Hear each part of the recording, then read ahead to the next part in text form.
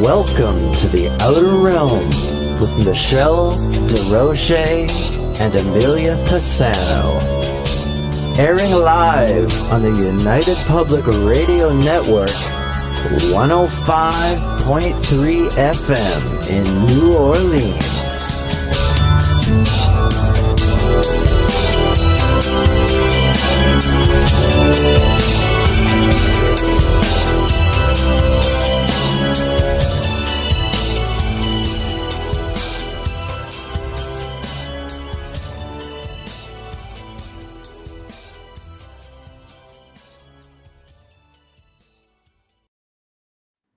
Good evening, everyone. Welcome to the Wednesday night segment of the Outer Realm.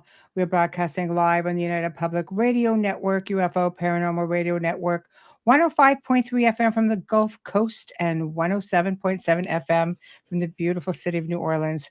We're fully sponsored by the amazing people over at Folgers Coffee, who have been a part of our journey for quite a while now, a long while. So we appreciate you all so very much, and thank you for having the faith in us to continue on for another year.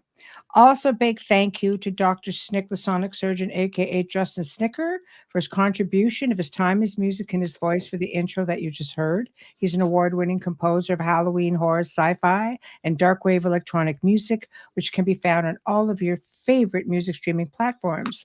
Also, big thank you to Steve McGinnis, the artist behind the banners and logos here at the show. Check him out on Facebook and Instagram. He also specializes in the horror genre, does a lot of great commission pieces and so on. So tonight, everybody, we're having another Valentine's open mic because, you know, we always have so much fun doing that. So I know.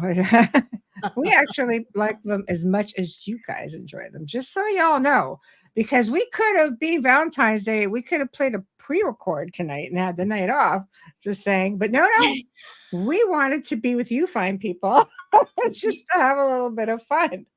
Yeah, and Valentine's Day is not an easy one to research. Oh, Can I add that? Because there's like 3 different stories. It's a fun thing, though, because Joe and I did a Gray Zone on this, and it was titled "The Dark History of Valentine's Day." Yeah. And holy crap! I mean, it took me a whole probably 2 weeks, but man, I found a lot of stuff. I won't say that I didn't, but I think we had the most fun just looking at historic Valentine's Day events. There was like hundreds of those freaking things. Yes, that I did notice. But when looking up the meaning and how it came about, there's 3 different stories out there. There's lots, yeah. There's 3 different ones that even the ones that are researching and go on YouTube and do these shows, they can't even give you an answer. Oh gosh, no. You know what? There's a lot of great information, and everything goes back in time into history. But before, we have to have a bit of fun, though, before we start getting into all the Valentine's Day stuff. And I have to share this because it came up today. I subscribe to different sites and, you know, get regular emails. And I could not pass this one up. Okay, just sitting down, Bubbles. Let's wait for this one. Okay. Yeah. This woman has slept with 20 ghosts. And she enjoys it so much, she's never going back to men. But wow, I was kind of, and apparently she's like engaged to a poltergeist or something. So there's I don't know. One lady out there who divorced a ghost. Yes, I had to say it.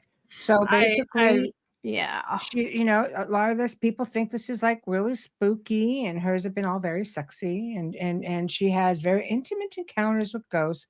And just, you know, you guys could check this out on Ranker. I want to give them a shout out because this is like great. Is there a sex tape?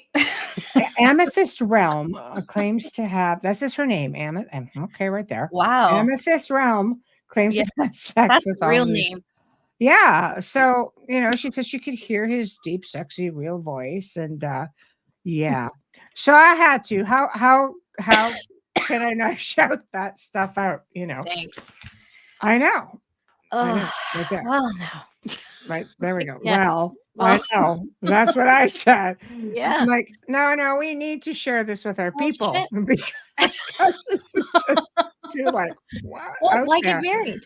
I know. I know, right? So, but anyway, a lot of people chiming in. Well, that's I funny love because I it. did say today they need to bring asylums back. I'm just saying, and that's just Man, another nail in the coffin for my idea. But yeah. yeah, I think yeah. Just there. I'm just there.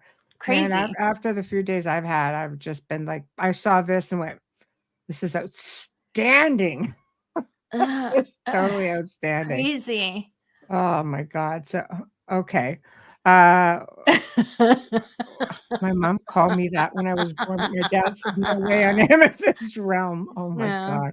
he preferred what, To go. like Rhodolite realm or I know.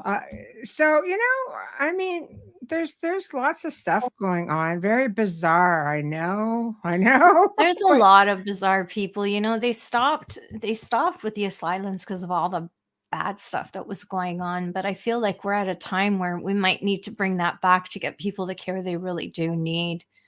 And it's not for I'm not referring to her, I'm referring to people the who are very, people. very mentally ill. Well, back in the day, I mean, a husband could commit his wife and children if he just, decided he wanted to switch things Y up. well, She yeah, goes to an asylum, and yeah, then you had asylum seekers in a way that you would have, let's say, really hardcore criminals claiming insanity. They would be put into these asylums because I've yep. investigated. I've been fortunate to go to a couple of these places, and I'll tell you, they would pretty much rule the roost with people who were very vulnerable Well, that's what in these Waverly Hills is places. all about, right? Mhm, But I mean, in this day and age, it would be a different center. It would be a different health center, and I think that we're at a point in this world where it would probably help a lot of people. mhm. Just how I feel. I don't Yeah, mean the system from back then, but the system mm. that would be now, I feel would be very helpful. We got too many people who are in a really bad way right now. But Well, I think that's probably why they shut down with everything that went on. It's just left a bad rap, unfortunately, and, yeah, I'm with Diane on this. no No lobotomy. lobotomy, no. I'm talking Mm, about people who yeah, are incarcerated when they yeah, should be in an asylum, mm. not in prison. Well, yeah, now People they've like got that, that's what I'm referring to. And we wouldn't institutions, have as they hardened call them, criminals right? in there, and we wouldn't have, I think they would rename it too. I think it would be more Well, like, they are like some sort of institution. I know there wellness. are, Yeah. but a lot of them are privatized, unfortunately. Like Yeah, it's that's what I mean, though, you we know, need to bring back government ones. I think it's a world issue. mhm, It's just me. not But wrong. anyways, that could be the new they could start that next year on Valentine's, have it open for next Valentine's because a lot of stuff happens Yeah, on Valentine's Day. I know, I know. Yeah, we don't want to talk morbid stuff, but No. just hitting on some stuff that sort of come up in the different feeds. Man, is there a lot of infighting in I won't just say, there's every little pocket, like, there's cryptozoology, there's a paranormal, there's ufology. Everybody's got a little bit of infighting here and there, but there seems to be a lot of extra stuff going on in the paranormal field. And I mean, I have to say, it's always been there for the most part. I think, when got started in it back in 2004, it was there just weren't as many groups around, or at least because social media was so limited, maybe it's just that we didn't see it all, Mhm. But now with social media, it's holy crud. I can't.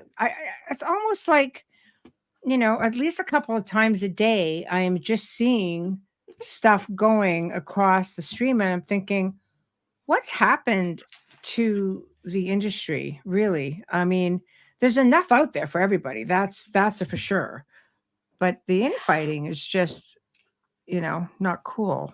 I think people have to try to find a way to work together, and that's not always easy. I understand. I mean, you know, I've worked with people where it's been a bit difficult, hence why I don't work with them anymore. And I won't name names, but it happens. Sometimes it plays itself out, and people grow one another, and that's what happened in Some my case with my ex partner, and I mean business some people partner. just can't work on a Yeah. team. Some people are just not team players or some people want to always lead, and that's you can't do that. And I think the most important thing is knowing your worth to the team, knowing what you bring to the table, and focusing on that. And everybody's strengths are different. That's right. Yeah. That's right. And I think, as great as social media can be for some people, because for some people it's all they have. I get it. Yeah. Like it's only it's It's their world. it is. There really isn't. And I'm all for it like that. I'm But I happy also for find them. I had a lawyer friend of mine say one time, he goes, the problem with social media or internet on average is once something gets out there, it's never gone. You can go ahead and you can erase something. You can think you can erase it. It's never gone. It's cash. You can find it. And I mean, in Canada, they're hardcore about it. They will go after you.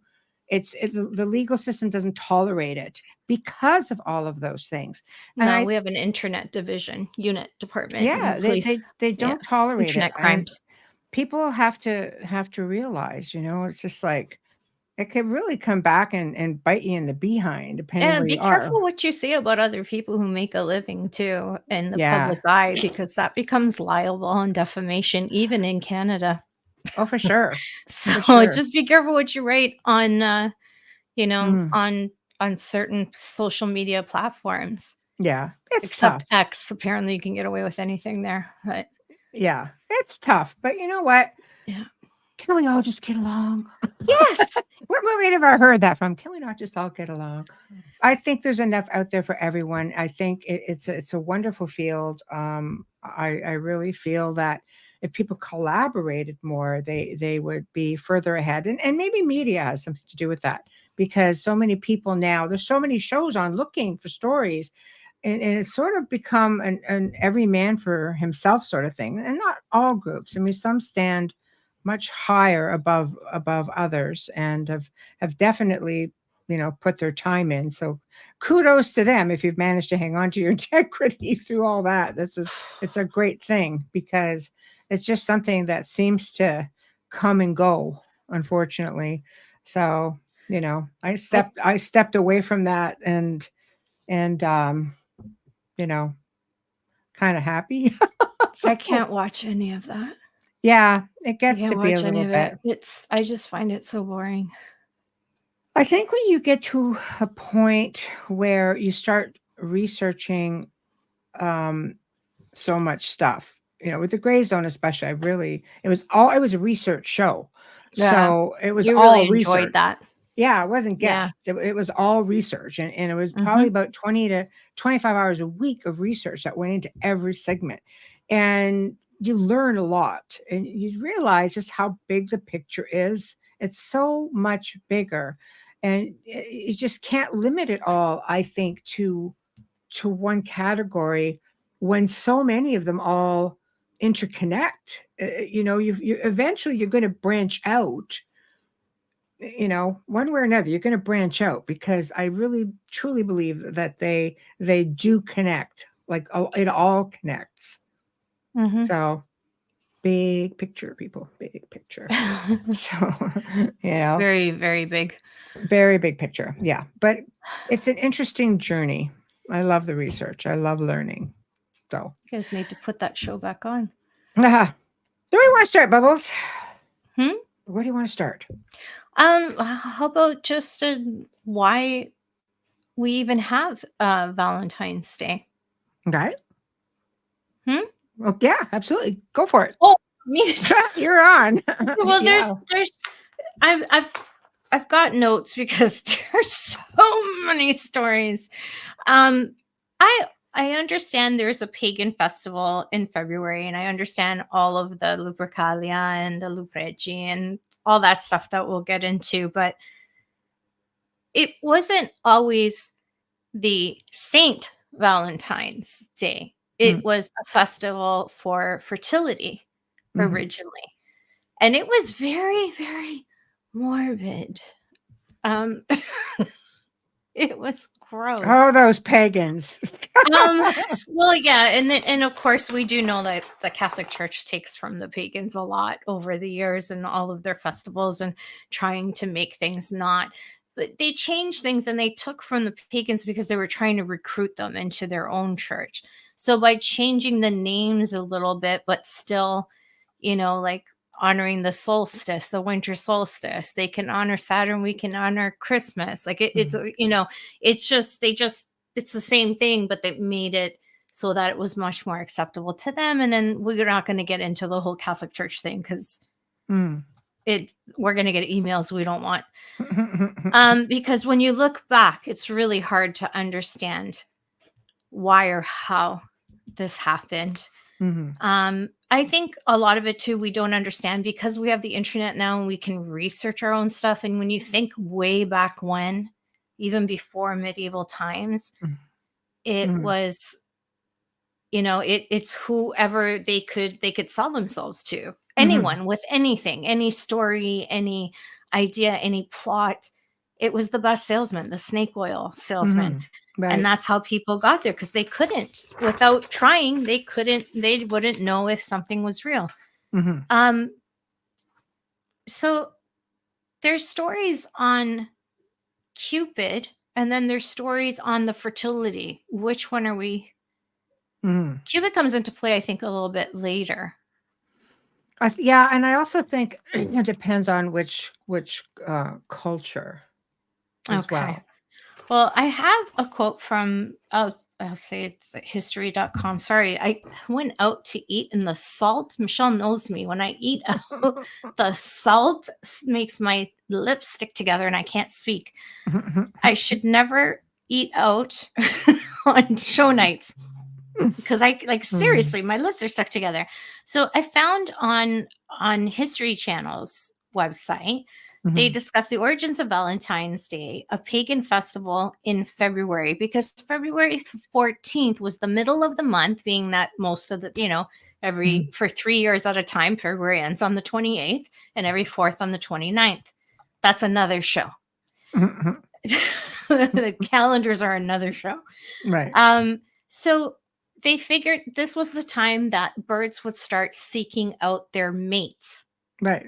And this is, and so they wanted to make something more of it and make it more special, but I'm getting it all confused. Let me just read this to you.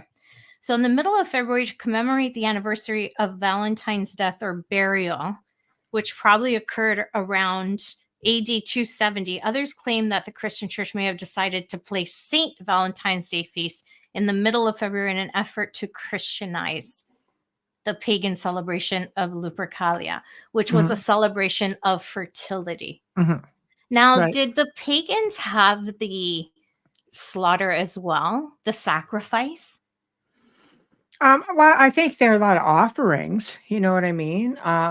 Again, it depends, because the pagan culture, they were sort of like, they sort of went way back and they were all over the place. Everybody just assumes that, oh no, they were in like one area. They really weren't. You know what I mean? So they do say that the Roman priests, members of I know people call them Luperci, it's Luperci. But they were loaded with animal sacrifices. So yes, and lots of sex and blood. Oh yes, an order of Roman priests would gather at a sacred cave where infants Romulus and Remus, the founders of Rome, were believed to have been cared for by a she-wolf or lupa. Lupa is just Italian for wolf. The priests would sacrifice a goat for fertility and a dog for purification. That really bothers me. And then they would strip the hide into skins and dip it in their blood, and they called it a skin slapping, but it wasn't like that. They didn't go around beating women, but single women and women who were newly married would gather around them, and they would put this blood on them because it was said to have increased fertility and bring lovers together. And then later, get this, they would put their names into a jar. Yes. And single men would pick and they would unite and sometimes marry. What happened to the no sex before marriage thing? This is the Romans. These are Christians. So, it goes back way before that. You can get into the Holy Land. Don't come at me when I'm questioning the 10 Commandments. Don't come at me anymore. Well, a lot of it's because they wanted to make sure that a woman could reproduce. Yes. And then a lot of times now, if that woman got pregnant, then they would marry them. Because if you married someone and she couldn't reproduce and leave you an heir, that was a problem in a lot of cultures. Oh, especially around the on I the know. royals. Henry just took their Ah, heads. I But know. yeah, so it was during the Middle Ages before that you even had anything about you heard anything about the birds and the mating season and Mhm, making it somewhat romantic. It was actually first in France and England mhm, that started this, and it was considered a day for romance, and the English poet Geoffrey Chaucer was the first to record St. Valentine's Day as a romantic celebration in his 1375 mhm, poem, Parliament of Fowls. Writing for this was sent on St. Valentine's Day when every fowl cometh there to choose his mate, meaning the birds. mhm, And mhm, they, even though there was Valentine greetings as popular as way back into the Middle Ages, it didn't really become a thing until mhm, England took it, mhm, and that's where they started. mhm, And then the whole chocolate thing is another story, because I just love that John Cadbury started this. He's the one who started the decorative boxes and the chocolates. mhm. Yeah, So cool. He was also the first one to make chocolate out of cacao beans, because before that it was Mesoamerica and it was drinking chocolate. right. I like that too. Well, I'm going to take you to Summer's because Summer makes the drinking chocolate. She has it in her new shop. That But bounce off the walls. Yeah. I know, But I know. it goes back even before the ancient times, um, Hmm. before the Romans enter the Romans, because the Romans Yes. came in once the church started to amalgamate everything, right? But if you go Yeah. back to the time, we're going to go back to like Nimrod, believe it or not, and he was the son of Cush, grandson of Ham. So you're going way back, but but for those who aren't totally familiar, he was the great grandson of Noah, and he was known as let me get my notes, a mighty one in the earth and a hunter before God. He was a leader and you guys will all know this. He was one of those, a leader of those who built the Tower of Babel and started his kingdom in Babylon. He was never supposed to be a king. Nimrod was also known as Baal, the sun god, in pagan beliefs. Baal Yeah. worship is disguised as Satan worship nowadays. Yep. He's at the top of the list of ranking demons, which is a lot of the pagan gods ended up on the demon list, just so you all know. So now you have the basic idea of that connection and how Nimrod is connected to the origins of Valentine's Day. It's because the city of Babylon, they celebrated the festival of Oimbol, which took place midwinter for the return of the sun, right? Like Okay. sun in the sky, sun, and the sun god being Baal. So beginning February 2nd, candles were lit to welcome the sun, and women began their purification process for the upcoming fertility rites. So Still hence the fertility. Romans, yeah, right? Fertility, rebirth, all things like that. Because you're coming in off of the long winter nights and the solstices, and you're coming into the spring, and love is always in the air in the spring, right? So Which is, yeah, because everything comes back to life. See what I mean exactly. about there's like 100 stories. There are even Yeah, stories where Valentine's Day is connected to Satan. Like they're Lucifer. They for just sure. there's so But but many of them. but so was the ancient origin, which is Yeah. I Tower note of to self. Babylon. That's like way pre AD, right? Yeah. Note to self, never call someone a Nimrod. Again, the oldest known Valentine still in existence today was a Mm, poem written in 1415 by Charles, Duke of Orleans, mhm, not New Orleans, but Duke right. of Orleans, to his wife while he was in prison in the Tower of London following his capture at the Battle of Agincourt. All these names sound like Canada and they're in England. The greeting is now part of a manuscript collection of the British Library in London, England.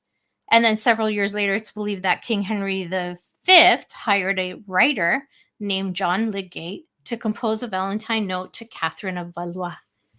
So it comes in, but I just wanted to make the point that it did start in England, believe it or not. Mhm. So England, you are responsible for all the commercial. No, I'm kidding. Well, All the yeah, I commercialism think of I think Valentine's Day. yeah, I think the commercial part of Valentine's Day for sure, because there's such Well, ancient Cadbury. rituals. Yeah, Yeah. exactly. Yeah, Yeah, he yeah. started it. And Because it was because of the it's technically war. a neo-pagan celebration of ancient facility. It's Yeah. way, But way, there was a way war, back. and he wanted to, enlighten, and he Hmm. made these decorative boxes, and some people still have them. I wish I had them. They're so pretty. But Right, he used other people's artwork, like the vintage Victorian Cupid right, illustrations and cards and things like that. But the first Valentine's Day cards came out of England because there was a company that there used to be a lot of mail all the time, and it was always postcards, and people were getting tired of seeing of their letters being visual to anybody could read them. right. So they stopped sending and stopped buying these postcards from this company. So this company was I can't remember the name of the company, but they created the envelope Hmm. and started making these Valentine images, and that's when it flew. Right, right, So that's about World War One. right. So early 1900s, and I'm like, oh my god! Like when you see how, so yes, you can blame England for commercialism with the cards and the chocolate Well, I know coming out even of into England. Victorian times, Yeah, they loved the macabre, and you would find that sort of stuff even through Halloween, through Christmas, theirs through were, Valentine's Day. It was always very, yeah, very dark, and it's interesting as to why that is so. It's supposed to be this really, it's a time of rebirth, and of yes, course, Hallmark. everybody Oh my sort of god, gets them sorry, together, but when you're I'm getting in, s- I'm sorry. It was Hallmark. I don't know how I could have forgotten that. Thank you, right. Diane. When you're getting into different, let's say, the symbols of Valentine's Day, of course, we always think of the rose, which is the worship of Venus. So, see, again, we're getting to Venus, the goddess of love and fertility and immortality and things like that. But Cupid goes back to, again, we're getting into Cupid and Eros. So, Cupid was given the power, of course, to cause love and begin or cease love. He's the Roman god of desire, technically, affection, erotic love, but he was also known as Eros, Eros. And it's believed that if he shot his arrow at any unsuspecting target, the victim would fall in love with the first person they encountered. But Mhm. Cupid is a Roman equivalent, I guess, to what would be um, equivalent to Tammuz, which is technically the reincarnate of Nimrod. So see how we go back, and Tammuz became like the god of the heart, and this is depicted in Egyptian fruit, example, Persia, known as the avocado, right? So it's a lot of little things, but allegedly the heart represents the image of, again, Moloch, Bel, the sun god, fire god. Moloch is an ancient god of child sacrifice. So you see how he fits in to to sacrifice, right? Yeah. So, and his idol, of course, he was a bull. The cultures would build these furnaces. It was crazy. But all of this, I mean, and by the way, Moloch worshippers are still allegedly active today. And that's a whole other show right there. But Whole other you person. see what I mean? How all of this stuff goes back to really ancient stuff. And when you think about it, how is a god of child sacrifice affiliated with Cupid?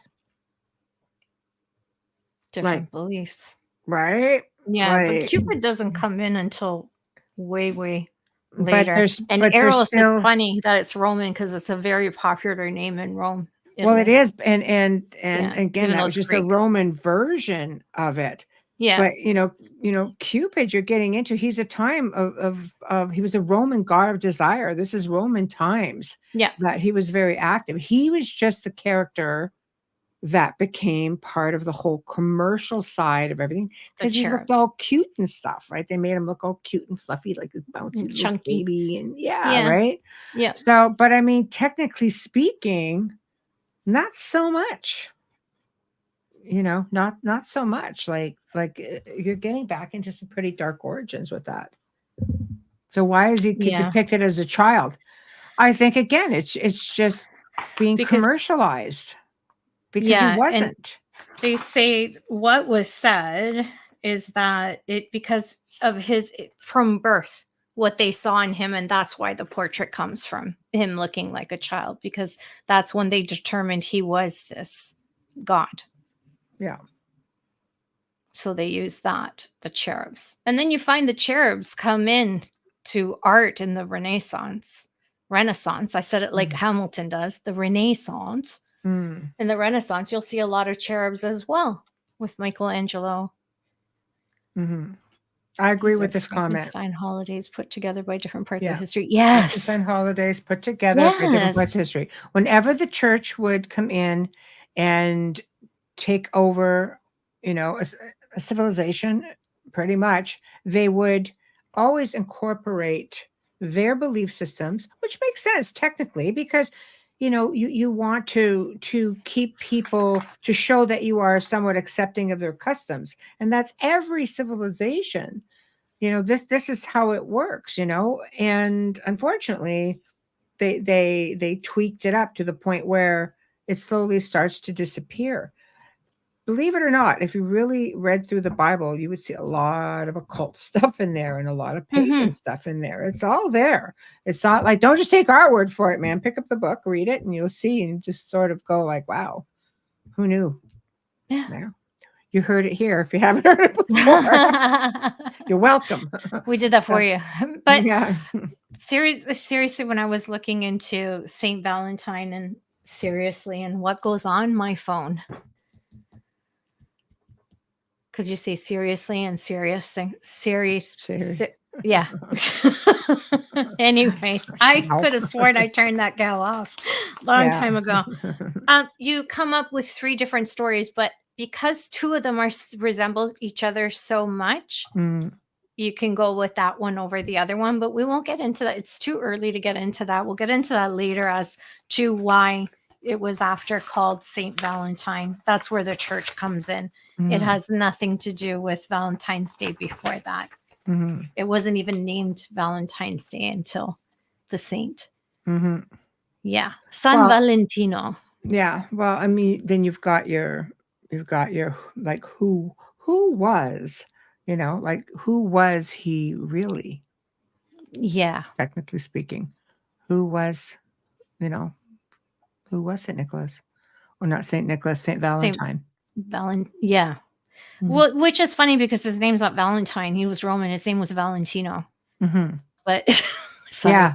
I look at this going, why are we calling him Valentine? There's multiple St. Valentines, including the decapitated one. That was the article I read. I was like, what? Oh, decapitated. Yes, because different cultures they adapted this St. Valentine in their own cultures and gave their own stories. And some of them are different towns, so their story would change a little bit, but it was always Valentine, regardless of where the country was that celebrated, because the whole world does not celebrate Valentine's Day. No, not at all. It's not like, well, Christmas. But the West world loves either. anything commercial.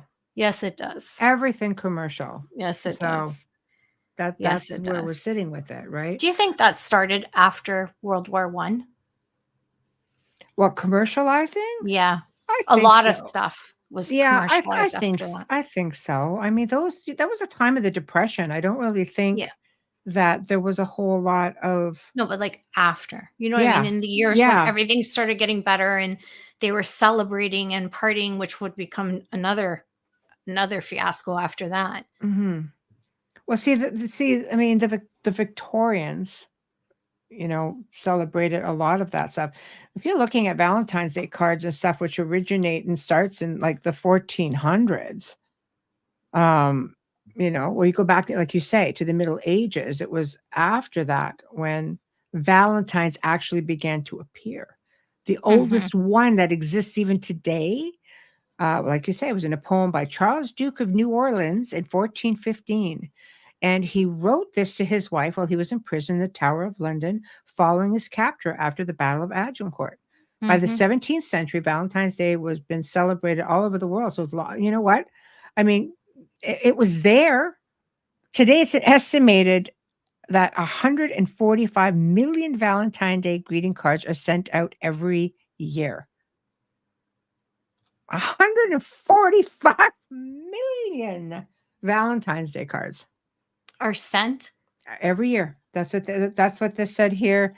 It's estimated that 145 million Valentine's Day greeting cards are sent out You every single people are year. crazy. And it says by 1840, Esther B. Howland began selling the first mass-produced cards in America. She You was known people as the are mother of the crazy. Valentine, and as she made these really elaborate cards made of lace, ribbons, and colorful pictures known as scrap. So she's also the mother of scrapbooking. Oh, wow. Well, yeah, that makes Apparently. sense because back then her Valentine cards looked like what we see as scrapbooking now. And Yeah, people use scrapbooking for journals now. They do exactly. both. I know, Yeah, see right? how many things are linked to it. It's just really crazy. Yeah. 145 million. Wow. Yeah. I So I made the card yesterday, Sabrina and I did it together for John. So nice like though. I just feel that it's Sabrina has always made cards for us and she's 26, my daughter, and she still does. And I love them because they're Mhm. like love notes. Exactly. That's what they are. They're literal love notes. She Yes. doesn't decorate. They're not fancy. It's exactly who she is, simple Mhm. and to the point. But anyways, yeah. So Yeah. I love No, them, and I do that for her. So yeah, right. See, I love it. I love it. yeah. I think you have to get away from the whole commercial aspect of it. If you think about it, more money is spent Valentine's Day, when you think of all the dinners, and because a lot of restaurants will, oh no, you only have Valentine's Day menu and it costs both eyes out of your head. But you know what the most popular Valentine's Day world destinations are? Las Vegas, Oh, Paris, yeah. Chapels. Sweden, Rome, Venice, and Hawaii. But Venice should be. Venice is the shape of a heart. If you see an aerial view of Venice, it's actually the canal is actually Uh, the center is a heart. yeah, And which is nice, that's the truth. right? But yeah, it's one of the most romantic places in the world. But the I don't first one know they have how is like because it Las Vegas. How is that more romantic yeah, than Paris? Come on. because well, Venice can at times smell like a sewer, just saying. But Mm, and yes, they're my people, but I'm mhm, just saying like mm, it's not exactly the but right. I can see what they mean by it. You can get Yeah. Venice in Vegas. You can get Paris in You can Vegas. probably get it all in Vegas for Well, they have sure, those hotels. They have the Venetian, they have Right. Paris. You don't have to travel to Europe. You can just go to It's Vegas. all And you there. get the It's all chapel there. and you get everything, and I'm sure there's probably some Switzerland I there too. know. I But, know. yeah, they have gondola rides there. I think but it smells like chlorine, but it's probably much more pleasant than than Venice in the summer Right. because that canal stinks, but Right. Not and really putting you in the mood for love, but, um, then we've got historic Valentine's Day events. Now, there were hundreds of these freaking things, but I chose these. Pope Gregory VII excommunicates the Holy Roman Emperor Henry VI in 1076. This was on Valentine's Day. off with your head. 900 Jewish people are burned alive in Strasbourg after being blamed for the Black Death in 1349. Yeah. Valentine's Day. Yeah, dark, dark stuff. English Parliament puts Mary Stuart and Prince William III on the throne in 1689. Astrologer James Bradley presents his discovery of the wobbling motion of the Earth on its axis, 1747. See, historic events. The U.S. flag is recognized in 1778 on this day. Captain James Cook is killed in 1779. The Battle of Kettle Creek takes place in 1779 as well, on this day. Oregon becomes a state in 1859. Alexander Graham Bell applies for a telephone patent in 1876. Here's a big one for you, Bubbles. Jimmy Hoffa is born 1913. Oh, for the love of God. There's a couple of mob connections on Valentine's Day. Mhm. Uh, Arizona becomes a state, 1912. And here's a big mob connection. The St. Valentine Day Massacre in Chicago, where 7 gangsters were allegedly killed on Al Capone's orders in 1929. And one of my personal favorites, the original Dracula film with Bela Lugosi was released on this day in Isn't that crazy? 1931. Right? Isn't that crazy on Valentine's Day? Mind you, I wasn't The Exorcist released at Christmas? yeah, Um, exactly. Yeah, yeah. yeah, Wow. the whole Capone thing, the funny thing is he was in a Florida court when that happened. And Right. another thing, doesn't Zach Bagans own that wall? The which one? The wall that they were I allegedly. think so. Yeah, I think it's at I the think he museum. bought the wall, Yeah, I right? think so. I think so. I know he don't know investigated if where it was at one time, but I yeah. now I don't know. I've never touched the wall. I've never seen the wall, but I imagine that a lot of that energy would still be on the property as well. For sure. Because I mean, this is how many times have you guys heard us talk about this? When the spirit leaves the body or enters the body, you can imagine what kind of an energy transfer that is. Like what kind of an imprint that would leave in time and space, a Yeah. ripple effect, dimensional, especially with guns and that's like Well, a ripple they effect. saw it coming too because they were Yeah. lined up against the wall, execution exactly. style. So they did see it coming. So that blood boiling would have happened long before they took their last breath. Exactly. Yeah. So that that is one hell of a residual imprint. So you can take the wall. It doesn't necessarily mean that the spirits are going to hang and be stuck to the wall. They're probably going to remain on the property where their bodies actually came to an end. I would think you might get one that's like, I'm going with that wall. I don't know. I wouldn't go with the wall. Personally, I would stay put on the land if I was, That's what I was thinking personally. I thought this is the wall. I don't know unless it's just something for him that he wanted. I don't know how he obtained it. I don't know how he purchased it. I don't know if he bought the land and then got the wall. I have no idea how he did it, but he has a lot of stuff in that museum. Yeah. I mean, it is a museum and it's cool for people to go and be able to see these things that they may, it's hard to go around to all these different places and see everything. So he's managed to like, many museums is you bring things to one place where people can see it. So he provides a service and people love the whole thrill of it. And again, I kind of wonder if it goes back to that whole tulpa thing, where because you're in this place with all of this stuff. And let's say there's nothing with the wall. Let's use the wall as an example since we're talking about it. So let's say, there's nothing in the wall and people are fixated on the wall because 7 guys were killed there.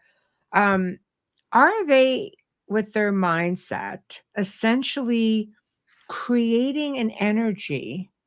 Like how many people create energy in that place just by And only 6 died there because there was one gentleman who, I'm going to call him a gentleman because I don't want to call him a mobster. We don't know, who actually was shot 14 times but didn't die till he got to the hospital. Because the police got there right after. Right. Yeah. And this was Capone's rival. It was his garage. It was, Right. But yeah, so they tried to get stuff out of him while they were working on him, but he wouldn't give up anything. And that's mob code as well. He's not going to say anything because there's still people left behind. Not everybody was there that day that was supposed to be as well. So this was more of a message hit, but they did take out 6 souls there and one went to the hospital. So I wonder sometimes, does his soul haunt the hospital or does it go back? That goes through my mind. These are the crazy things that go through my head. If my belief is, if you don't know your dad, you're probably going to you may stick around where you die thinking, what am I doing here? Yeah. But let's just say he had time because, he experienced it. He didn't die right away. He was aware of what happened to him. Would he go back to the place where it happened? Would he go back to try to, take revenge on those who did it to him? try to get some Or information? If you're stuck, would you go back to your family? I don't know. Where would or you go would if you you were a just move ghost? forward being happy that you got out of Yeah, it? Because I I know. don't it Yeah. doesn't mean he was a mobster. He could have been a mechanic that worked there. They just Mhm, lined up these people early in the morning and took them out. mhm, But often wonder that because he had enough breath in him to say no, mhm. Yeah, for to he's the well police aware. officers questioning him. So it makes me wonder if he indeed went back, or I need a photograph of him. I need to tap If it. you were a ghost, where would you go? If you were grounded, where would you go? Not into the light. 'Cause I don't wanna come back. I'm just telling you that now. Yeah, there's a show and a half, but yeah, right? Oh So, my yeah. god. No, I Um, get it. I Yeah. wouldn't wanna go back to the place. I'm not that kind of person, though. But you see, that's the same idea as cemeteries. Yeah. People go, "Well, cemeteries are haunted, these spirits are still there."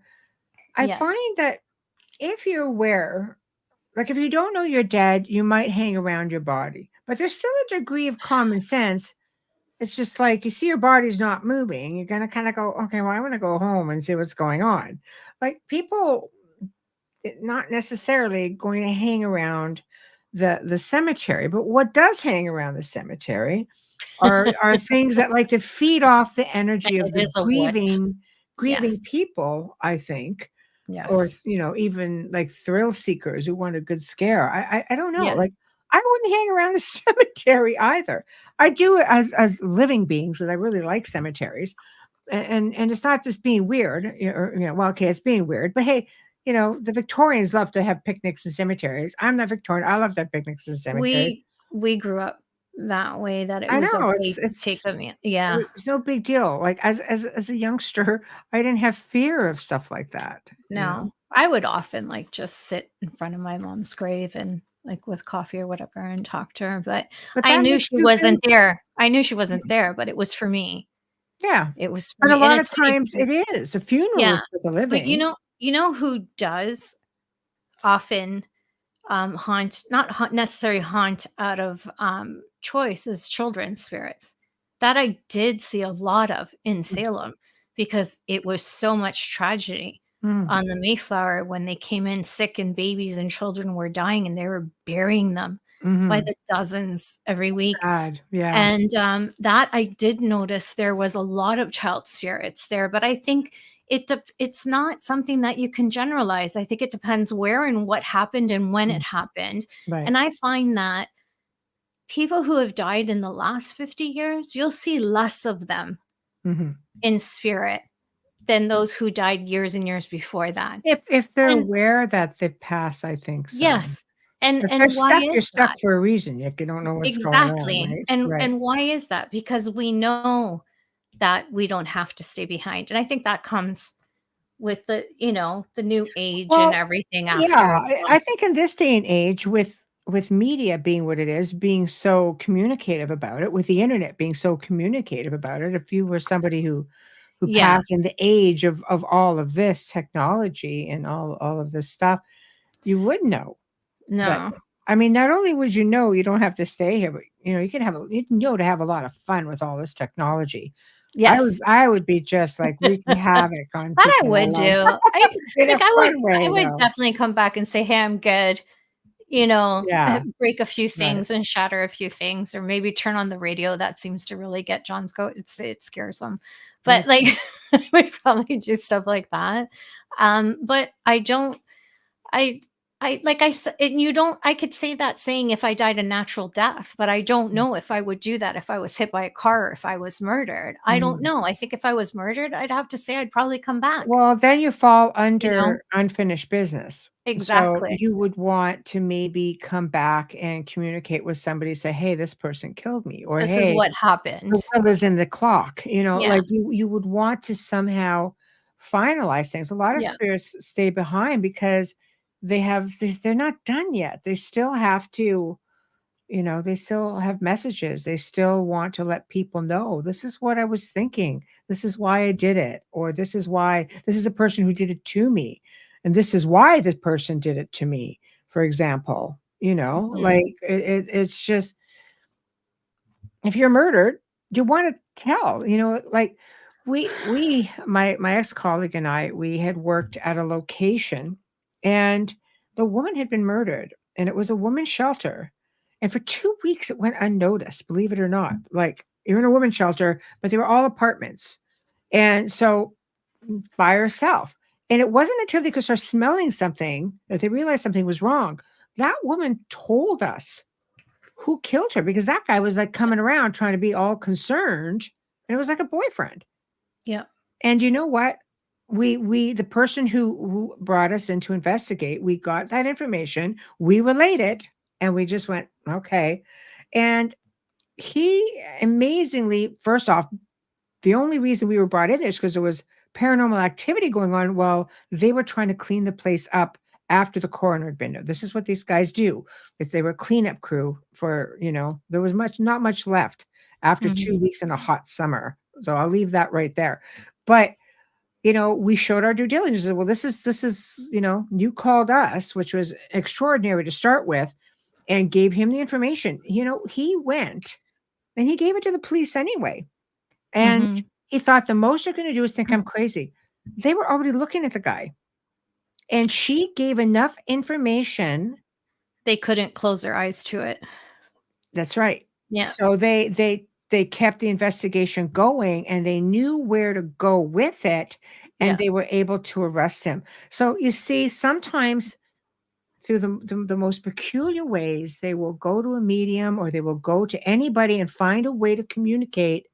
And she was completely at peace after that. She was just went, and it was beautiful to see. And but she would not leave until she got her information. I'm like, okay, we understand. It's wonderful because she probably did that because this was a person who was capable of doing it again. Oh, And absolutely. she probably stayed around to get that message out so that the next person, and I believe that she would know who that person is. She And, did. And he was looking yeah, for money. Like, he was tearing apart some of the furniture, and oh, it aw, was crazy. It was crazy. But yeah. it just goes to show you, like, There's no there. such thing as a perfect murder. Bobby Brown says it all the Ah, time. He says it all the time, and he's right. There isn't. exactly, It always exactly. comes back. Let's hit some comments. Ah, Diane. Hi, Diane says, my friend hangs out around the guy that killed her, scares him, etc. I knew them both. I'm sorry that you had lost a friend that way, Yeah, but that's I'm glad that terrible. she scares them. Hi, son. Or go haunt where they lived, more likely. Probably Yeah. trying to reach out to their loved ones. Hmm. And Um, sometimes it's just a comfort for them too to be back where yes, they were. Diane continues, he's moved 3 times. She still plays his guitar late at night, etc. Noise, clocks, gong. I say Uh, good for her, but Me too. in the same respect, I Mm, feel that she could, it would be nice if she could move onward. You could still come back after, you've moved over. You just come back without all the baggage, so to right. speak. But then you find when you do go that none of it matters anymore. You can't take the baggage with you. That's the That thing. sounds like she hasn't ascended. Yeah. Yeah. Yeah, because you're too A real fixated. Pisces. I'm a Pisces too. Yeah. Yeah, and people are just very, very fixated on that. Mhm.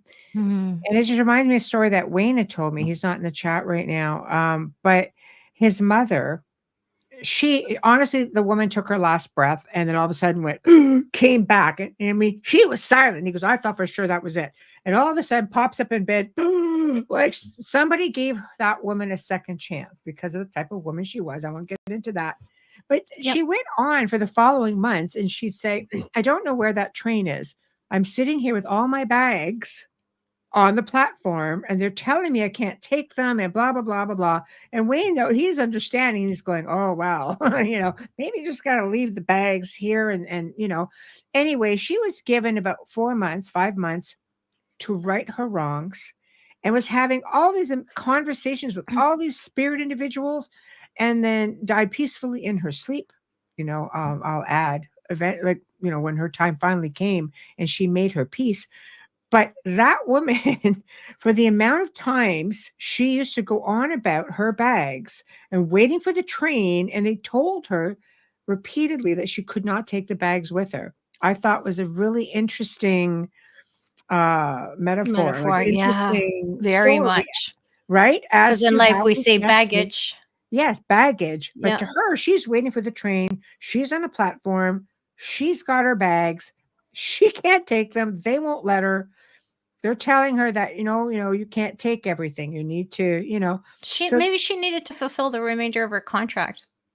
well, I don't doubt that at all. I just find it so interesting how they use or she used the bags and getting on a train to go to her I destination. And they're agree. saying, you can't take the bags, No, it's very fascinating. right? Yeah, I it's a know. validation in my opinion. Yeah. Hi, Adrian. Adrian. My late husband said he was going on a train trip before he died. I'm sorry for the loss of your Oh, hubby. let's see again with the train. Interesting. Yeah. Yeah. Where I felt when I had my NDEs, I felt like I was crossing a bridge. See, that's Yeah, I think it interesting. depends, I don't know, on your experience, but every time I had it, it was like a bridge leading to, but I didn't see the bridge. It just Right. in my mind I knew I was walking on one. But Right. I see it as a metaphor of bridging one side to the other. Right. The but see, and Yeah. that's how it was a represented or a representation to you And of I what was that is. sent back. Yeah. And it's 12 years. Let's hope I have another 12. Let's hope that I don't go back. Now, But now, like, now, because now. we do, like, I have a belief that we have some kind of contract and written story that we come down here Mhm, and down here or next door or wherever we are mhm. to complete as lessons. And then I believe that we also have free will that interferes with it. And that's why we continually come back. And that's why I said I would not walk into the light because I don't want to go back to school. Well, I Literally. mean, you can reincarnate anywhere as well. There's nothing saying it has to be here. Yeah, but I think this was maybe just we like don't like the other places either, though. How do we know? Like, why would we pick here? because we Like, can't remember. Maybe we chose here for a reason, like I don't know. I just think that they stuck us in the sandbox for time. We just don't all know how to play well together because this is really like, it's it's a horrible. hard place to be. Life is, don't get me wrong, life is beautiful. I'm glad I wake up every day. I look at the people around me. It's just like I made it. I made it another day. Some Mhm, people aren't so lucky. And I've seen too much of that lately. And it makes you ponder a lot and question things a lot. And mhm. you know you just realize like you don't I always say don't waste your time on things that don't matter, on people who don't jive with your vibe, as I say, and just find another way. Do what makes you I happy because it's at a point right now where, man, it is a good thing just to get up every day, face another day, and spend it with the people you love. Yeah, absolutely. Very fortunate that way and very grateful. I think sometimes some of our lessons might be that we have to deal with those people, and that could be part of the reason that we're here. Maybe we're here to assist them, not necessarily. I think to a It's degree, yes. I think Yeah, to a it's degree, yes, really tough. but free will, I don't know. I always said that this year, because the last year was very hard. It was very, very hard, like losing my mom. That was a complete Yeah. shock, but it is what it is. And it's still, so people I see still And you're people coming up on dropping. that anniversary. Absolutely, that too. But I also know there's free will. So I ponder, if somebody, whether their family or whether they're friends, associates, work partners, whatever the case may be, if you cannot make it work, then just walk away. Because honest to God, you will be much happier in the long run. You don't know if you're going to be here. Like our neighbor passed away. It's just beautiful artist. I mean, this woman Mm, had stuff in galleries, and she was just what I call a really, truly amazing human being. I'll always say, I love you. You're a good human. Because, oh my God, some people are just, they're nice people, but they're not necessarily a good human. And, Mhm. we all have that part of us we're a work in progress. It's why the hell we're here, because we're a work Yeah. in progress. But Mhm. some people have it better than other people. And that was really difficult for only 2 weeks ago. So we're just sort of, we feel that loss because that energy's not there anymore. So you No, could come it's out every hard. day, she'd be in her gardens and be, "Oh, hello," Yeah. and she was so sick, and yet that woman always smiled, and she was always kind, but she was the first to say all the time, she goes, "I just don't allow negative people in my space," and, I was just like, "Okay, that works, that fits." It's, to each their own. It's not so easy to do that though. She was very fortunate. But she said, she goes, "I come from a world of artists. We're all very hoity-toity, but we're all love and light." And everybody's like, you know, I'm just like, so almost like a, what do you like a bohemian type of boho love and light flower child. Like how's the best way to describe you? And she says, "Yeah, probably like that." So, Yeah. I love it. But I just find that, man, be happy that you can wake up every day and that you have people who love you and that you have, people who want to spend time with you, because otherwise it's just, you know, It's funny because I used to spend my life a lot differently before having a child. I was a lot more reckless in the sense that I liked doing extreme things. And my goal was always to jump out of a plane. And me then I too. remember getting pregnant and I'm like, I couldn't do oh, it. okay, well, Yeah. I'll just wait till after the baby. And then it's like No, she's a year, 2 years. This is you 24 years realize ago. it's She's not a good 26. And idea. you're like, yeah, this isn't good. This No, isn't something I should be doing. I mean, no. up until um I'd say 5, 6 years ago, I was going to do the walk. You've heard me say that 100 times. I want to walk around the CN Tower. I want to do a fundraiser for Kidney Foundation, blah, blah, blah. And John just looked at me and he goes, what if you fall? I go, what it? And then I went, oh, My life insurance agent is a friend of mine. He goes, "Don't be silly now."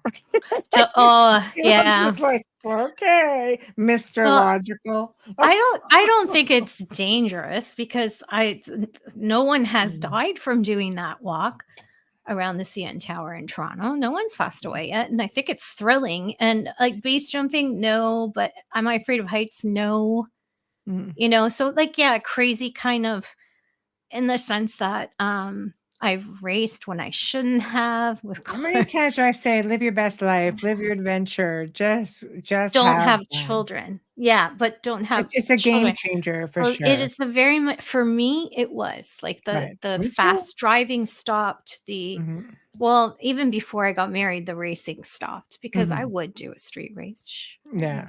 Was But doing that at like 16. yeah, well, So, yeah, I did it without a license, I'm I just race a saying, but Cayuga.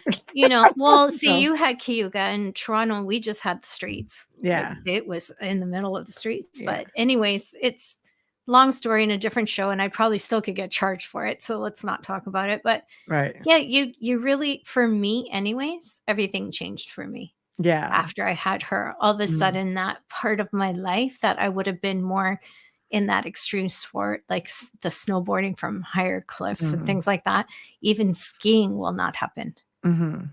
because Yeah. I know someone who went skiing and her Mhm. lung was punctured her first time Mhm. because the way she fell in the ski. It Yeah, it's happens. dangerous. Yeah. And I think, no, I've got a child who needs me. Mm. So it is different. You live for different reasons and you're grateful for different reasons Mhm. when you have a child. But I got to tell you, if I didn't have her, I would have been on that tower and I would have jumped out of that plane. That's just who I am. But I Mm. will not get on a cruise ship. Titanic. Yeah, I was gonna say, yeah. There we Just go. saying. Uh, Titanic. We can do a show on all the ships that sank and all the spirits with that. Just mhm. saying. They just recovered new footage of the Titanic. They're showing it now, and there's Mm. skeletons in it. Oh, boy. Well, we know that, yeah. Yeah. Right. We know Diane, yeah, go ahead. thank you. Diane says, I found a lot of people I know or have met are from past lives. You often recognize them. Yeah, I think so. And so, And Sundragon says, I agree, Diane. We recognize their soul energy, right? right. Lady Spider Witch, hello. I have a lovely book, The Ancient Celts by Barry Cunliffe. It does mention that the ancient Celts did celebrate In bulk. Imbolc. Yeah, in In bulk. February. In Yeah. February, the Druids played an important role in it, and sacrifices too. See, it's like It everywhere. was widespread. I mean, Yeah. you know what? It was part of the ancient worlds, sacrificing. I mean, go back to Abraham, it was ready to sacrifice his only child until God says, "Oh, no," I was just kidding when messing with it. You don't have to do it. No, really. But it was kind of Yeah. it was kind of like that. Push him off the It cliff. goes back a really, really long ways. And I think that's But part did of that this happen? metaphorically. It's in the Bible. I'm just saying. But But did it? sacrifices. Why would God ask for a sacrifice? Like, see, there's a million Well, questions for me can we right go there. back to guys? Just go back and like look at the Atlantis show we just did. Guys, just get into like Gnosticism a little bit. Really read, and you'll find some things that might leave you sort of gobsmacked, going, Yeah. I did not see that coming." No. So there's a lot of stuff in there for sure. But Yeah. you know, It's a tough one for me. And that I think we're living in a world where we're questioning everything too right now, because there are so many falsehoods, and with the internet you can't believe everything. And well, you can't, but that's in the Bible, so to speak. But there's Yeah. so many writings that are starting to come up, and people are starting to do, because of the internet, they're starting to do a lot more research. And I mean, it's all right there. But if you go back to January 17th with Michael LaFlemme, and he talks about Atlantis, there was some SoundCloud. information in that show as it went along that might explain why we have this jealous and vengeful God. Maybe I'll leave it there, because again, it's just it's yeah, one person's history, but it is a Gnostic belief system, right? So that goes way back. So leave it right there. Anyhow, why don't we do an early sponsor and station ID, and then we Sure. could just continue on. No problem. All Let right. me just get to the page. No, that's not it. Uh-oh. Uh-oh. You gotta love when you can't see your own screen. That's a bass. Oh my gosh. Yeah. It is. You are listening to The Outer Realm with Michelle DeRoche and Amelia Pisano, coming to you live from the beautiful city of New Orleans on 107.7 FM, as well as on the Gulf Coast on 105.3 FM. We are live on the Roku channel, and they archive us as well. No guests tonight. We are talking all about Valentine's Day. It's open mic night. Was he a saint? Wasn't he a saint? Where did it start? Why is there so many stories? If you're just tuning in, no worries. You can stream our archives on any platform you normally use. Search United Public Radio and then The Outer Realm to find us.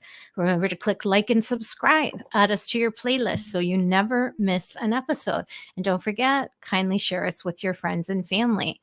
A huge thank you to, let me get my cup here, Folgers Coffee. Thank you for your continued support and sponsoring our show from day one. And we hope that this is an everlasting relationship. We adore you. We love you. We appreciate you. Thank you so much. Our promo media, our fabulous banner, is courtesy of Steve McGinnis, horror illustrator, rather. He's a fantastic artist, and he also creates commissioned pieces. And Michelle said pet pieces too, which I think are so sweet. He can be found on Facebook. Thank you so much, Steve, for your contribution and for your time and all of your beautiful work that you shared with us to help us continue to promote ourselves every day. Our intro and outro is courtesy of Dr. Snick, the Sonic Surgeon, aka Justin Snicker, award-winning composer, vocalist, and musician. You can find his music on Amazon and Bandcamp, stream on any platform, and find him on social media on Facebook and Instagram. Thank you, Justin. Also, Justin has his music available when you're creating stories on your social media. So look him up. You can hear his clips. And of course, his great creepy videos are so cool. Lastly, give us a like and subscribe and share with your friends and family, especially if you're watching us right now on Facebook or on YouTube. Click it right now. We're watching. Click it right now. Thank you. There we go. I'm watching Lips you. stuck together, Yeah. salt. I don't Oh, use that much salt. So when you go out to eat, it's like, what the? Really? I know. It gives you pucker power. Right? So, Like, it's just crazy. thank you, Thank Steve. you. I would hope so, Steve. Oh my God. You know, it's always interesting to see Smash that but like button. smash the Thank like button. you. Yeah. There we go. What he said. Yes. For that, I'm buying the first Fat Bastard. It's Uh-oh. opening soon beside me, Steve. So gotta get a burrito in there. Oh God, burritos. I'm so good with that burrito. No beans. Oh my God. I'm always interested in the different folklore around certain holidays where they stem from. I find that this one is the one that just doesn't get a lot of attention. It does, commercially speaking, but everything is based on something ancient, and there's just a lot of stuff that is kept from us. And again, when you look at, like Amelia said, there's like 30 different versions. Yeah. Of Saint Valentine, and he wasn't Yeah. a saint when it happened. No. So how do you get it straight? So here, I'm just going to click on something right here. Yeah. Research. Research. Well, it's important. Yeah. Yeah. I just clicked on it. What? Oh, come on. Where'd it go? I thought it would have been great. It goes, what do we do in the name of Saint Valentine? So who was this saint of romance? And then I click on it and it's not here. We're being duped. And mysterious saint, what do we do? Patron saint shrouded in mystery. Catholic Church recognizes at least 3 different Saint Valentine or Valentinus, all of whom were martyred. One legend contends that Valentine was a priest who served during the 3rd century in Rome, when Emperor Claudius II decided that single men made better soldiers, and those with wives and families, he outlawed marriage for young men. Valentine, realizing the injustice of the decree, defied Claudius and continued to perform marriages for young lovers in secret. When Valentine's actions were discovered, Claudius ordered that he be put to death. Still, others insist that Saint Valentine of Terni, a bishop who was a true namesake of the holiday, he was also beheaded by Claudius II outside of Rome. How the heck did Claudius get 2 guys named Valentine? Like, was this a common name or what? Back in Italy? Like, what? Valentino is it would come from the Venetian region. Right. But the whole thing with that story, and then I've got a third one where he said he was imprisoned.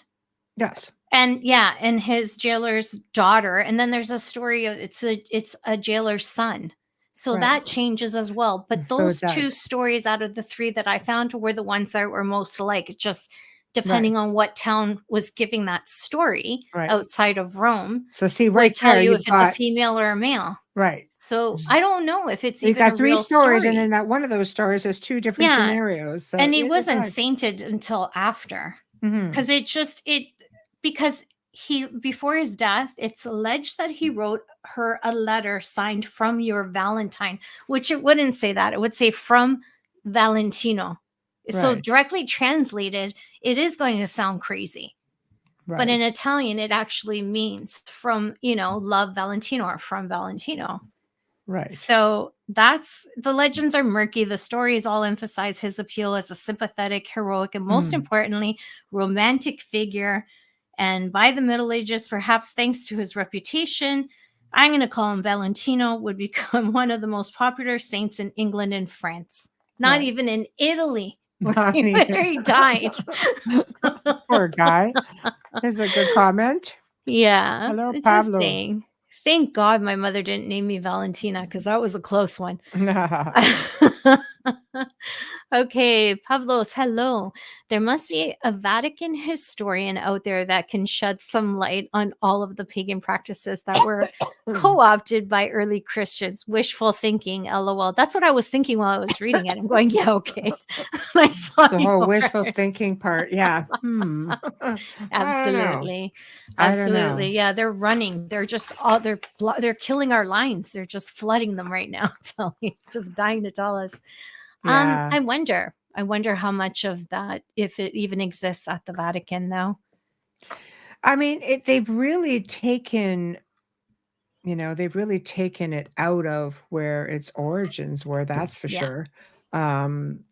It's like the whole St. Patrick's Day, right? Like that's a whole other thing St. too. Patrick was Italian as well. I know, it's true. So you see, Yeah. like we'd all be having to like talk about that maybe next Yeah. month. Well, I think that's we're able. I always So, say, because I have a friend who's Irish, and I always say to her that a lot of our culture is the same mhm, in the families. mhm, The cultures are very similar in the right, way they raise their families, and we always laugh about it. right. But yeah, and I'll say Patrick was Italian, and it's a message that goes to each other every It's true though. St. Yeah, Pat's Day. We do I this know. every year, That's and true. she'll say no, and she'll Lies of send back history. St. Patrick is Irish. Right. But No, yeah, so no, no. yeah, There's so lies many of embellished history. tales with Well, that, it's but because of they're his awesome. They're really he good really stories. was born and raised in Italy. Mhm. I don't know how he was sainted. I have no idea. I don't know the story Well, of we'll St. do a Patrick. show. We'll do a show in St. March. Patrick. We'll figure out which day I we're think you're we're already going to booked. do it. I think you've already booked guests. No, Oh, we've it's got some. not. St. Patrick's Day is on a Sunday. That's okay. We'll work it. Do it the week before. Oh, it depends. Only a couple of days. We'll look at one and Yeah. we'll have fun with it. What does St. Patrick's Day fall on? Which A date? Sunday, 17th. The 17th. So let's go ahead. Let's do it on the 13th. Okay, that's what I Okay. said. You can do it the Okay, week guys. before. There you Okay, go. That'll open be the mic. next. That'll be the next open mic night. Let's hope St. Patrick has more than Yeah. St. Valentine, We'll see. and that his He's got a stories are lot not of really good stuff. No, some of the stories not are 6 in amazing. a row. Some Not of the 6 stories different are really, stories. really amazing. Because again, He we got rid of covered it on the snakes in gray zone, and we Ireland. had a lot of fun with that. Is snakes Right. another word or a metaphor for the government? Yeah. I don't know, man. See where I I'm don't going? know. This is bad. Stay off X. Stay off X. Oh, But yeah, he was Italian as well. But I think back then you were either Greek or Roman or Egyptian. Like there wasn't that. Like how many, or French? Like there wasn't. there were lots. Yeah, no, there were lots. There were lots. I mean, there's a lot of ancient cultures that I mean, they're everywhere. But No, I know, but the who did you Vatican hear the mostly most? says We grew up hearing about the most prominent ones, of course, But yes. you know what people learn, where people learn most about the history of a lot of these different countries, is through haunted shows. I hate to Yes. admit it, but so many people, I remember There's a reading an lot of article information. recently about this, actually, maybe a couple months back. So many people watch these different paranormal shows.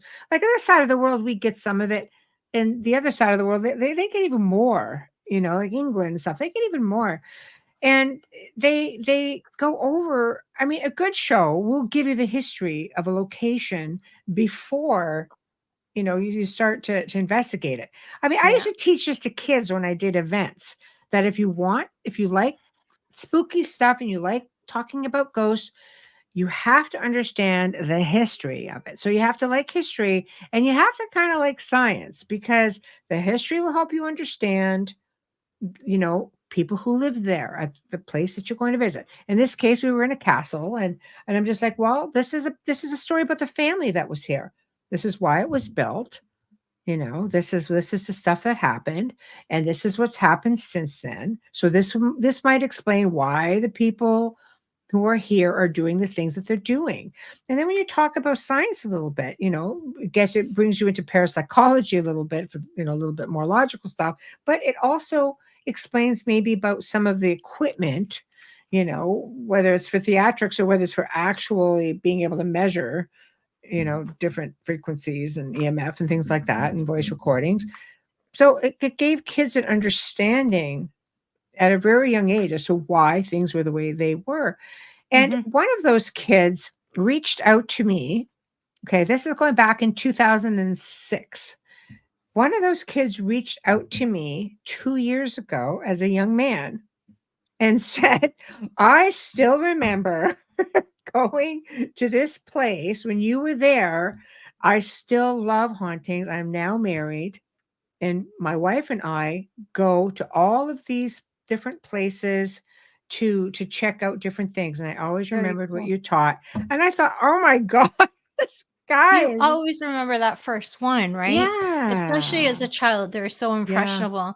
And Yeah. what I meant with the saints were a lot of them were Italian was because the Vatican at that time would Oh probably only yes. recognize the Mhm. Romans, not even the Mhm. rest of Italy. Yes. So that And they were came sending people out later. everywhere as well, right? Yes, but that I think when they started sainting and or canonizing or whatever term they use, I think that started in a different century. I think that was more 19th and like Mm. late 18th, early 19th century where Mm. the other ones came in. They were not very open to other cultures. Another child corrupted by Michelle. I'm gonna I'd be forget you just careful if said I were you. that. Mhm. But this is actually a good statement. And it is true. Yeah, it is true. Going back Not to Ireland, when I things like said that. the snakes, the Yeah. government, it was because she said he removed them from Ireland. Right. That's the only reason why I said it. Not Yeah. the government, but it could be a reference to knowledge, as many old cultures look to the snake as the bringer of knowledge. Correct. So does the medical Remove the knowledge society. from I actually have my medical alert actually has, you can't see it because it's gold, actually has the snake. exactly. My medical Of the alert bracelet. DNA. 100%. Yeah. 100%.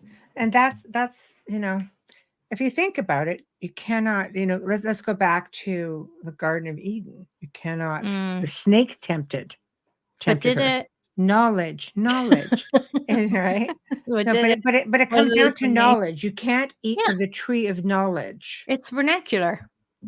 Exactly. That's the whole thing with the Bible. That's why there's so many different interpretations. The vernacular, you have to understand the vernacular of the time in Mhm. order to be able to even, you know, Micah Danks paraphrase come on it. the show, and he elaborated on a lot of different things that not what they seem. No, it's very confusing when Mhm. you're reading it, Mhm. it's I think Shakespeare is much easier to understand than the Bible at times, Yeah. and he spoke in riddles. Mhm. So Yeah. I love Shakespeare, but Wayne says removing the old pagan ways and bringing in the new church's thinking. Yes, that's how they recruited, Mhm. at least for the Christian church. That's how, because it wasn't a Catholic church yet; it was Christian church at Mhm. the time, I believe, and they just wanted them to be able to recruit by making their holidays and their festivals similar, which they're Mhm. basically the same thing. They just changed the names. Well, Christmas they did. trees They are they one of them. merged. They merged the belief systems, and Yes. they They took from incorporated. everywhere. Well, they absolutely did, and again, some of it makes sense. When you take over a country and its people, you want them to. You don't want to come in and have a rebellion. You want to show them, look, we're friendly.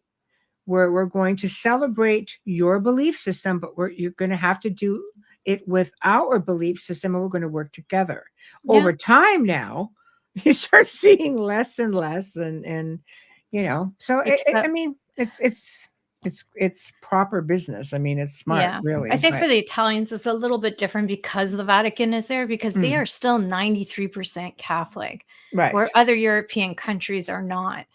right, And even with all the immigration and that, they're mm, still 93. But like I said, I think that has a lot to do with head office being right in the center. of course, of But course. yeah. So it would be kind of cool to see if how haunted the Vatican is. Okay, let's think about St. that for a second. Peter's or No, like this Vatican City in average. oh, I Let's would talk think about the that for whole 1 second. You place got a would be. place full of exorcists, You have an exorcist school. right? You're With training all exorcists. kinds of films going constantly I know. out loud. So I don't know. How haunted would you think Vatican City would be? Because on the grand scheme of things, it's big, but I mean, it's inside of Italy. You know, it's a little country inside of another country, which is kind of cool. There's You 2 can- countries in Italy that Yes, exist that are not Italian. Yeah, not just right. the Vatican, there's another one. But Very, let's very face it. small medieval one that stayed to itself. It's actually on a mountain. Yeah, see, that's where I would want to stay. But how haunted do you think that place would be? Do you think it would be more haunted I because I you're would always being think so. challenged, and we know it gets a little bit freaky over there with their beliefs and stuff. I don't know. Well, there's a lot of corruption in the Vatican, meaning the Vatican City. I mean, you've got the Vatican Bank, you have your own policing. It's Yeah, a for sure. whole other world. There's children that go missing. I mean, if you want to know about one of the most horrific stories, watch the film. I believe the documentary is on Netflix called The Vatican Vatican Girl. Girl was excellent, Uh, excellent. Yeah. yeah, and she went missing out of Vatican City. Figure that one out. Okay, like it's just there's all Hmm. kinds of stuff going on. Hmm. And my background is Roman Catholic, and there I don't practice it, but I still have some of their beliefs in the sense of the prayers, which to Hmm. me is like a meditation, and that's a whole other show. It's a little bit different. I Hmm. don't I don't follow the way the church runs, the organization part of it. I don't Hmm. follow, but I do love the prayers and the saints, and I love the stories because to me that's history. But the Vatican City has always rubbed me the wrong way. Hmm. Always rubbed me the wrong way. The fact that they gate the city and it Hmm. closes down between, I think it's 9 or 10 o'clock at night, depending on whether it's summer or winter Hmm. because of the darkness. They Sure. actually shut the city down and you can't get in until the next day, even if you live there. Hmm. Most people that live there work at the Vatican. Hmm. You don't get residents there because, it's very few that are born there. Hmm. So it's usually because Hmm. someone you're related to works for them or for the bank or for the police. Right. So Right.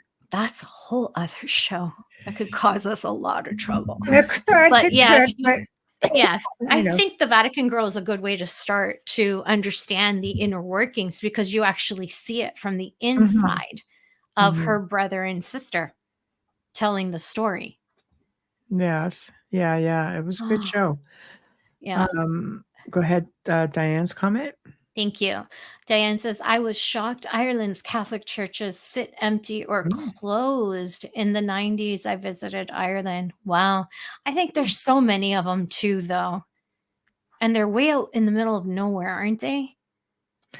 They're everywhere. It's like castles, or like they're everywhere. Yeah. You But know, like Italy, you have them in the town, and then you have like one random one in the middle of where there used to be a Mhm. village, but now there isn't. There isn't. So Yes. those are the ones Mm. there's no one in there. But Right. they are ancient. Those churches I are know. I love ancient. it. I They're love it. gorgeous. Hmm. Yes. Yeah. Marshall, hi Marshall. Imagine all those ancient beliefs that were accepted and then removed, forgotten, and stored in the Vatican's vaults. Oh Were yes. were they though? Did they store them or did they burn them? We'll never Or did know. they burn them? I don't think. I think anything that sits in the vaults was pretty much safe to say that they exist because nobody would have access to them. Not even the Swiss. Unlike the Library of Alexandria, which most of the ancient world had access to, so a lot of that stuff Yeah. was whatever they didn't take, they burned, Yes. right? But so I would Sadly. imagine anything there is safe because if they took it, they wanted it for a reason, and There's a lot of they'll artwork. never see the light of day. But there's a lot of artwork there. There's a lot like Dante Alighieri's full collection is there. Mhm. Da Vinci's work is there. Mhm. So it can't be sold on the black market that we know of. Again, we don't know. Right. Nobody's been able to go in there and prove Mhm. what's there. Right. I believe that there are Swiss guards who guard the vaults, Mhm. and the vaults are not like you think on the Da Vinci Mhm. film. The vaults run like kilometers at a time Mhm. underground. Mhm. It's not just this room with no air and Tom Hanks falls over And a all shelf. and all It's neat to not like that. yeah, You have to yeah. think it's over 1,000 years Yes. of documentation and books and scrolls, and And you have to be these things careful. have to be You cared can't for just as go grab well. it. That's right. The No. humidity has to be just right. The Yeah. temperature has to be just They right. have to be White separated, gloves. they have to be Yeah, moved, there's all yeah. kinds of things because you're talking about paper, Mhm. which they called papyrus at the time with the Yeah. scrolls that would crumble, which Mhm. is another reason why the transcription of the Bible is so confusing because they were reading from scrolls that literally fell apart in their hands, and the Aramaic of that day, no one could translate, so they kinda guessed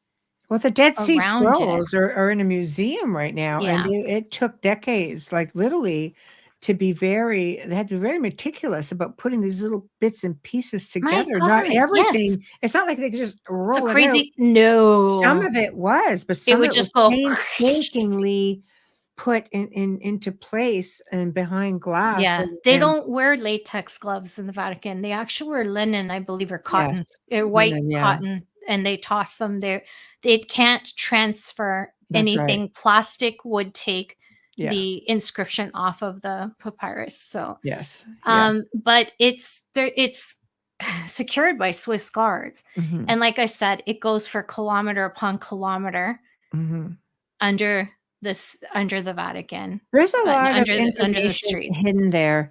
I mean, Yeah. when they were renovating, the Kremlin, for example, which is like an off-limits Such a place, they beautiful building. it is, but a lot of Yeah. Russia is. They Yes, it's went gorgeous. underground, and they found a whole other city underground, and it was believed that they even found an extraterrestrial skull, actually. Oh, And, yeah, I mean, cool. how many like, so much information is buried. It's Oh, I believe buried, and it yeah, that's and under there too. well, when I was in Greece, they just finished doing an excavation in a building that they just found. Some places actually care about, you want to put in a parking lot. Well, you don't get to do that till we excavate it and see what's there. And then they get in and find this whole other world, and they excavate and they get in there and painstakingly pull out everything from underground. If Mhm. it's a full structure and if you got mosaics and sorry, dude, you don't get your parking lot. You now have another No. historic site. But if it's Yeah. just artifacts, they'll pull it out, and then you get to do what it is you wanna do with the property. Yeah, they've excavated some amazing places. Oh, for The sure, cat for sure. Dan asked if the catacombs are there. Catacombs are all over Europe. They They're in are. The most Paris, they're popular in ones are Rome. in Edinburgh, of course, Yes. and Paris, and Paris is the famous one, but there is they're in Italy, everywhere. they have catacombs as well. Yeah, That's how they used everywhere. to bury their dead before, so because Mhm. they didn't have land and they were in small areas, they would just dig and put their bones in the Well, wall after to a take up less while space. yeah, and after a while, I mean, a family would get 100 years out of something. And every time you have a city that would build over top of city, and the cemeteries would get full. So, when you went to Bone, if you were lucky, you got 100 years, being some of the more prominent Yeah. families. But man, once you went to Bone, you went to the catacombs, and then they would start again, Yes. and it's phenomenal stuff. I think If you that's go back to the time even in Jerusalem, and they would, they had ossuaries, and they would basically let you sit there for 2 years, and then the bones would go in these little boxes, these ossuaries, and then they would get walled up. There's just lack of space more than anything, right? So she recalls a past life in catacombs, 1523 was killed. interesting. Figure out which one those were, Yeah. and then go visit. That'd be cool. Ooh. I was like, nah, I'm I good. don't know. I'm all right. I don't think I need to go to those extremes. It's Uh, cool to go to a place where you you've had died? a past life. Well, maybe If you not so need the much where you closure, die, maybe. but Yeah. places that you've been, because I've done that, and I'll tell you something, Yes. it is a freaky feeling to walk through the steps somewhere where you know you could possibly have walked before. Wait It's till we go to Scotland together. a woo-hoo. Holy crap. Yeah, craziness. Well, having a life there. And yeah, it would be. It'd be very interesting. I'm definitely going to need to record everything I say Mm, yeah. because I don't think I would remember like just enveloping all that energy and everything that it's saying and Mm, what the land tells you. I think it's fascinating. yeah. Th I don't know. I think everything you get Edinburgh. ripples Yes. ripples in time, and I do think it's like a replay. When you can find, a clay bowl that you can play like a record and it gives you something. When you can listen to stone and hear echoes and hear Yes. it resonating, and oh my gosh. Mhm. But I wanted to say, because we're slowly getting up to, getting close to the top of the hour up there. But when we had Joshua Shapiro on last week, he was talking about crystal skulls and how Mhm. these the quartz especially, Yeah. how they resonate, and this energy thing. And he said you should try to find a skull that resonates with you.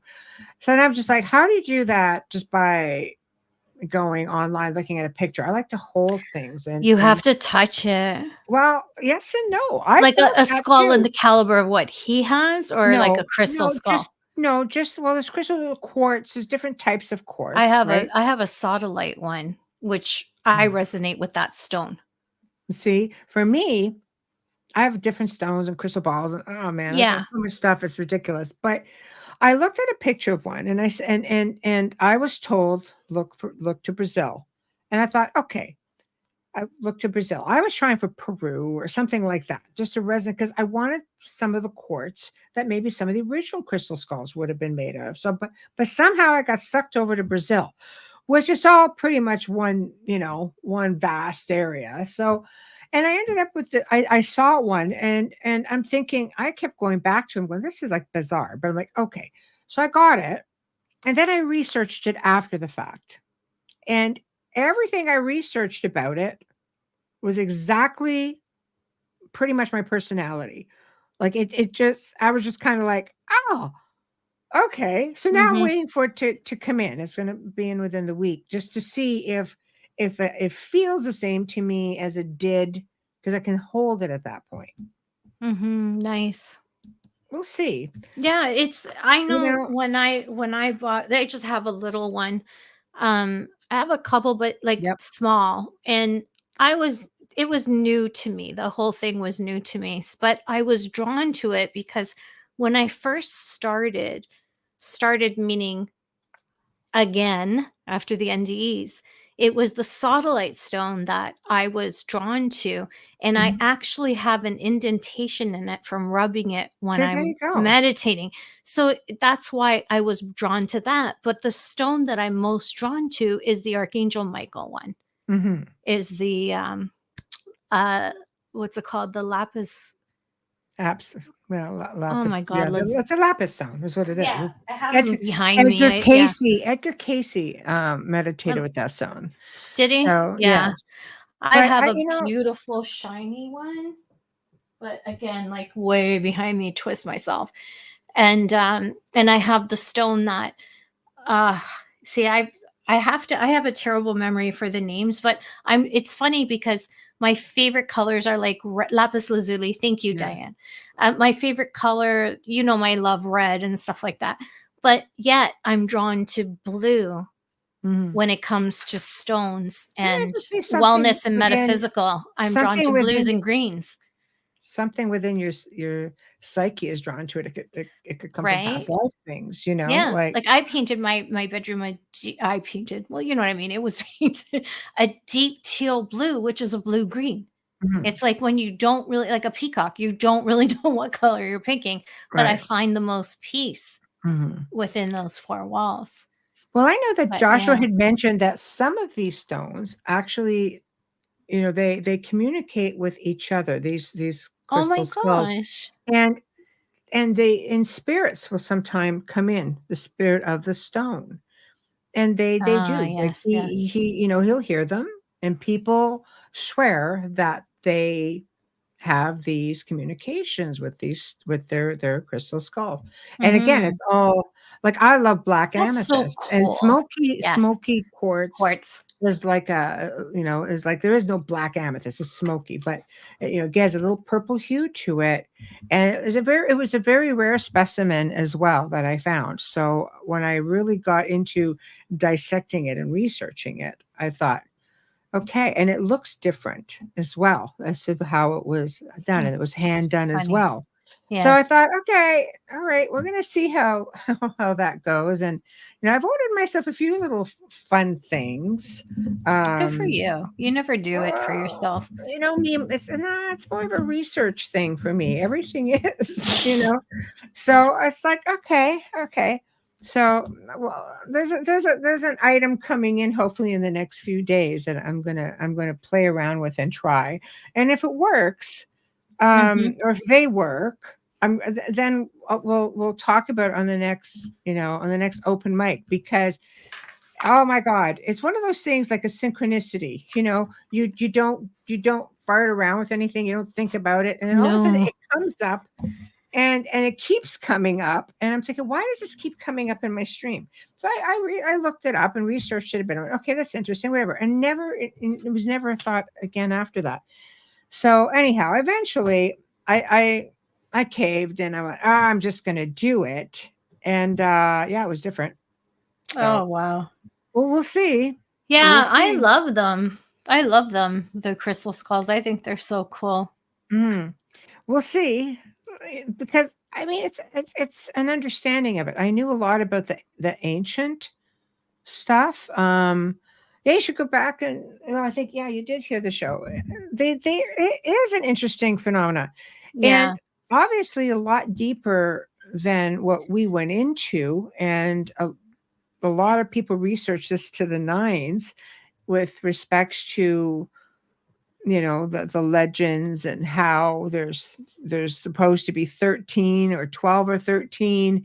Mhm. And I think Joshua said there was like a total like 52, like You always there's a get group of different them. numbers when they come on. You notice that? I Well, think it's because he whatever. claims that there's groups of them, Yeah. right? But some of them, okay, if you bring them all together, this big event's supposed to happen. But some of them you can never get to. They're Yeah. so deep down into the water, for example, or into a cave system, or you just don't know where they all are, and they haven't all been found. So Were what they buried happened? on purpose? Apparently, but Yeah. they're, I mean, buried on purpose. I mean, you have water levels that are so high in some areas, but there may not have True. been water there back then. True. Like, who knows? I I know, mean, because you see some Ice ocean Age, floors and there's rocks, and yeah, you're like, "Where's this yeah, rock formation from when it's sand?" Like, yeah, yeah, yeah, you I know. see that. I So understand that. Ah, okay, Adrian, allegedly I or think it's meant allegedly? allegedly. Yeah. Allegedly, the original crystal skulls were used to store knowledge from one person's mind and transferred to another person. A Hmm. pedestal and focused sunlight were involved. How I cool. I Registering completely information. yes, Quartz. I Yes. would completely go with that. And the fact that it's a skull that's used, Well, is it interesting would as well. record. The brain, right? If you can So I record don't on know. vinyl, you can record on crystal. On quartz, for sure you could. Yeah. For sure. I love it. Oh, Well, if you hi, think about it, a lot Tamara. of the real spirit boxes, most spirit boxes are made with a quartz crystal in them. Yeah. I had, even between the portal had it, and I had a really elaborate ghost box built. And, I don't use that one as much. And it had a quartz crystal in it. I have one of Frank's boxes, and I've got to get in to see if it actually has a quartz crystal. But to my knowledge, it Probably does. does. See what I mean? So there's something to be said for that transfer of energy through quartz. So it's just, and I Yeah. think you get into old parts of the world. I wanted the South American quartz because this seems to be where the hub of everything is, and it's still the same darn quartz or similar. I mean, it's out of the ground. It's not like we see it on the store shelf. So it doesn't matter if you buy it off the store shelf. I mean, that's what I did. I just didn't like say, "Hey, go carve me a skull." You know what I mean? Like Mhm. it was hand carved, but it still came locally out of the ground there. And they give you like a history on it. And there are some artists who do these things, and you get certificates and all kinds of stuff. But again, doesn't mean you'll resonate with them. It really does have to be the right one. Like if you have one you resonate with and you're already connected to it, that's the one you should continue to use because you already established a connection with it. And apparently, when you can establish a connection, that's when it starts to really work for you. So maybe you Mhm. need to pick that guy back up and say, okay, because you were already connected to it. Some people have That is so multiple cool. ones that they work with. It's fascinating, and it's definitely something that I'm all for learning a little bit more about. Mhm. So we'll see. But I with love that, stuff like that. I so took a lot of slack. I have a crucifix that has a crystal skull in the center of it, and I took a lot of flack from people for that who are Catholic. And I'm like, don't judge and make comments on something you don't understand. It's got nothing to do with the occult. right, no, not at all, No, it's actually. a Mexican cross. It's got everything to do with life. I'm like, this is so. One of my listeners made it for me. I'm like, you cannot. But Like, Los honestly, Muertos, right? Day of the Dead. Like this is yes, something. There's a huge belief system yeah. there, and remember that belief system came from overseas. Boy, there's so much. You guys really got to go back and watch the Atlanta show too, because Yeah. holy crap, like there's stuff in there that's going to be like we talked about a lot of stuff with that worldwide stuff. You know, Steve says, "How about oh. good old Coral Castle in That Florida?" that is interesting as to how it was built. It's believed that he had a device for levitation to do that. There's a lot of stuff with that. Really? Yeah. Hmm. Yeah. And with that said, we are here. So Yeah. it was great. I'm glad we had the open mic tonight and came out and hung with you guys because it was a great segment and we got all of our Valentine Day stuff in there. We got to talk about a lot of other really interesting things, which is awesome.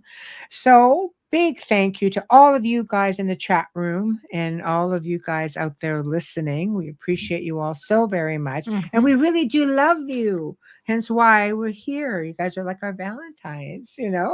We love it.